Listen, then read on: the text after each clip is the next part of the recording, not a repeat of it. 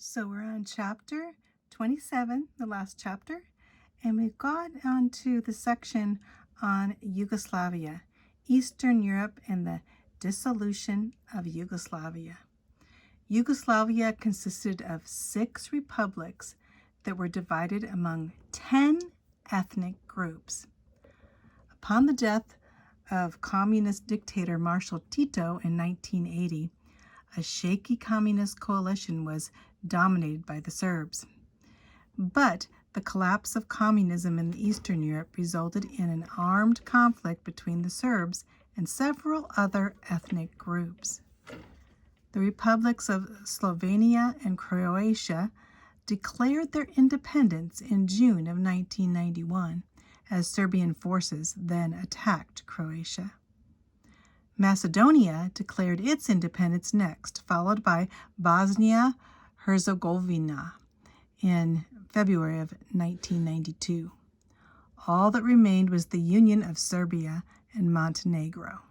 So all these names here, well, you have this country of Yugoslavia that was controlled by the Soviet Union that wanted independence, but gradually getting independence caused them, all of their ethnic groups within this group, to want their own independence.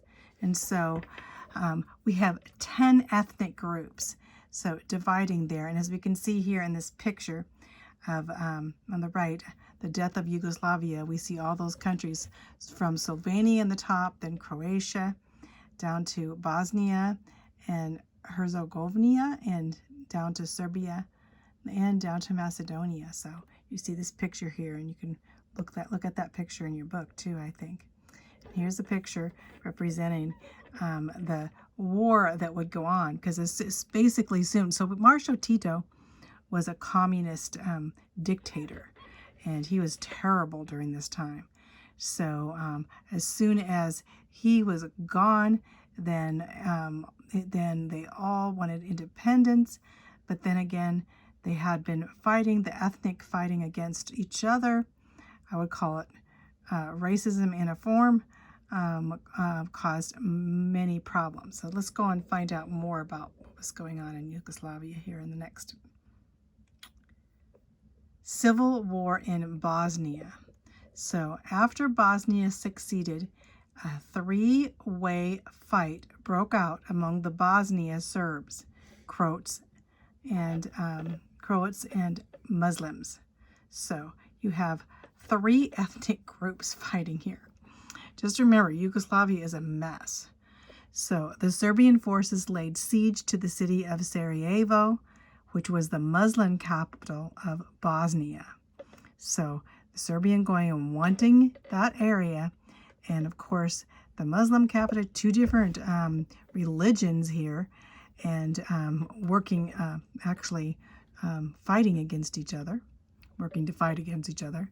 They bombed the city with artillery, and the once lovely city of Sarajevo soon lay in ruins. The frightened citizens just ran for cover. It's terrible. Turned this beautiful city into a total ruinous heap. Reports of ethnic cleansing, another word for ethnic cleansing is genocide, of Muslims by the Serbs resulted in a United Nations condemnation of Serbia.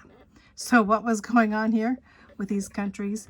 Well, the Serbs, basically they were Orthodox Christian, and some of their beliefs more related to Catholicism and Orthodoxism, and they were fighting against this area that was controlled by the Muslims here. And so basically this war became very harsh, and we'll describe it a little bit more here in the next.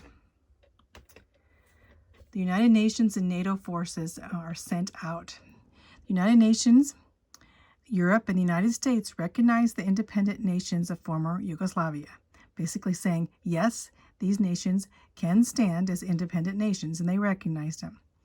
After a series of negotiations, the United Nations sent peacekeeping troops to set up safe areas for refugees in Bosnia. The Muslim and Croat forces caused a ceasefire and joined forces against the Serbs. So now you have the three different ethnic groups that you see in the corner there. They're fighting each other. Now the Muslim and the Croat forces are fighting against the Serbs. By mid-1994, the Serbs controlled 3/4 of Bosnia, and the Serbian brutality continued unabated. So finally, after proving they could not restrain the aggression, the United Nations requested military intervention by NATO forces, saying they must come in. Horrible things are going on here in the midst, and to stop this situation, the United Nations wanted to bring in NATO forces, as you can see in these pictures.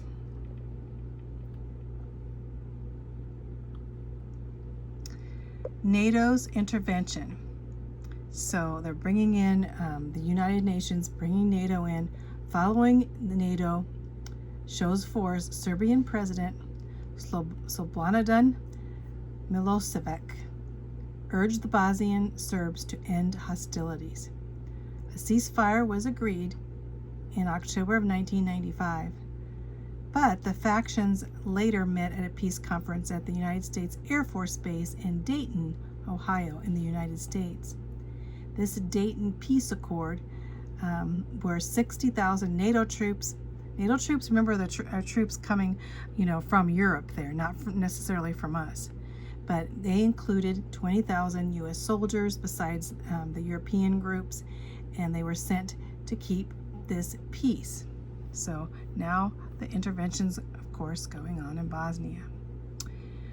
There were more instability in the Balkans there, with Milosevic. So here's a picture of Milosevic here. So he was of the Serbs. There was unrest between the Albanians, which were all Muslims, and not all, but mostly Muslims, and it was a Muslim country, and the Serbians, and they were Eastern Orthodox in Kosovo.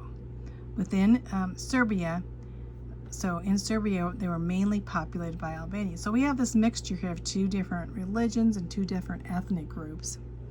In 1998, the Albanians began a successional rebellion against the Serbs.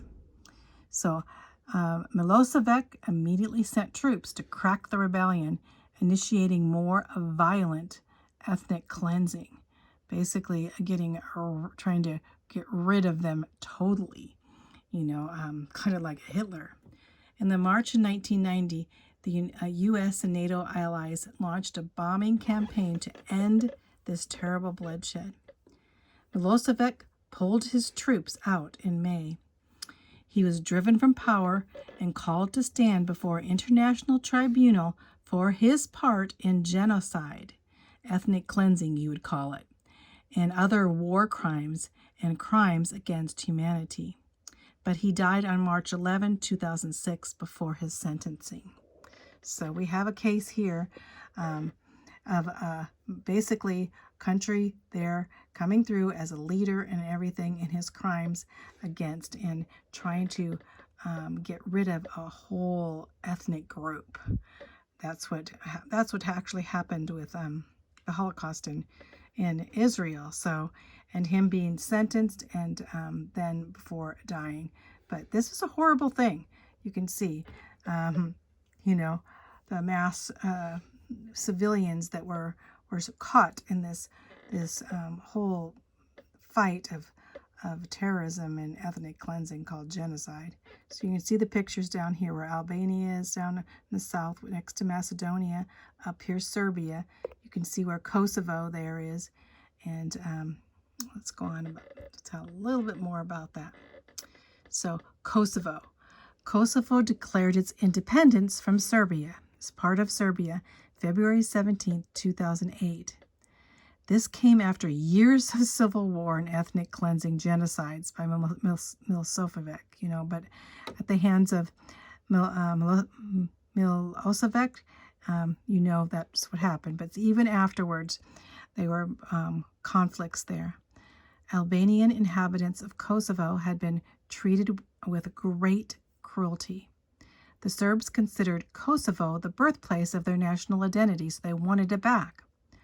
But Kosovo's rise to nationhood is considered a climax in the gradual breakup of the former country of Yugoslavia. So, Kosovo, of course, we have a mixture of people there, and it was a symbol of, they thought, of their identity for the Serbs. But again, now Albanians, which were mainly Muslims, they thought their right to Kosovo, so we have great conflicts there.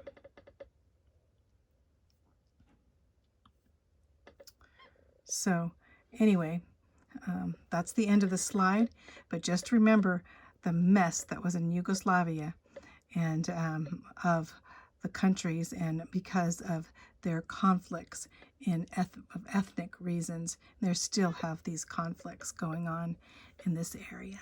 So, well, let's go on to the next.